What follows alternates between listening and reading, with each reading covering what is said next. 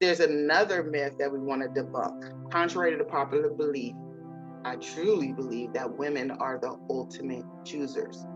Women are the ultimate choosers, not men. Women are. When a woman is waiting around, praying and hoping desperately that she's chosen by a man, that means that she might be doing something a little wrong. A little wrong. Ruth actually chose Boaz, and I'm going to show you how she did that. And she also did her part. She showed up in an exact kind of way that got her the results that she desired.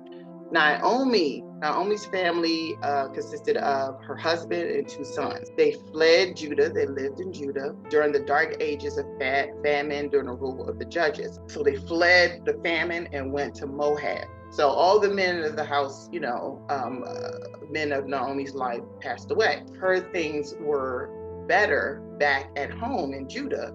And so she planned to go back there, go back to her people. The famine is over. Let me please see how I can continue the next, years of my life. She's old at this point. Ruth was committed to Naomi and absolutely was not going anywhere. So she made it very clear to Naomi that I am going to live with you, die with you, follow you everywhere. So you can just imagine for somebody to be that committed, to literally say, I'm going to give up on my lifestyle. I'm not going back to my parents. I'm not going back to my religion. I'm following you. Some things must have been shown through those 10 years of her being Naomi's daughter-in-law that convinced Ruth that this is the path for me. And she followed that.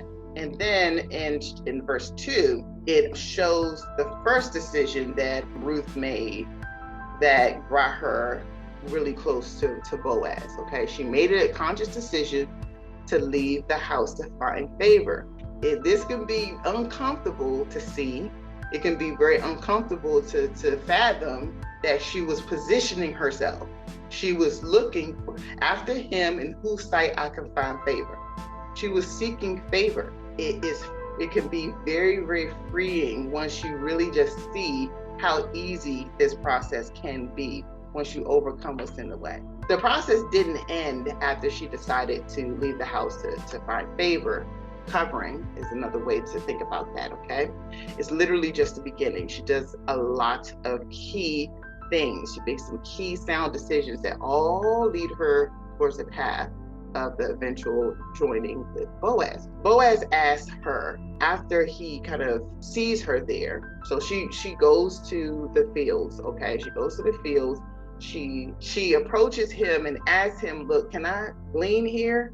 She recognized, that she had no authority there. She isn't of that area. She doesn't know anybody.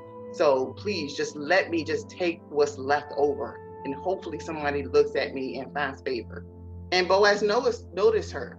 She's not a regular here. She's not one of my workers. Who's this person? But what's interesting is how he says it. Boaz asks, whose young woman is this? He notices her and approaches her. So now please, hoping that it's starting to connect then why I keep driving the importance of doing lives. It's not just so that you can say that you participated in a challenge one day. It's so within yourself, you can allow yourself to be seen. Nobody can approach you if you're not being seen. You have to be comfortable with allowing yourself to be seen and vulnerable as well. Those components are extremely important.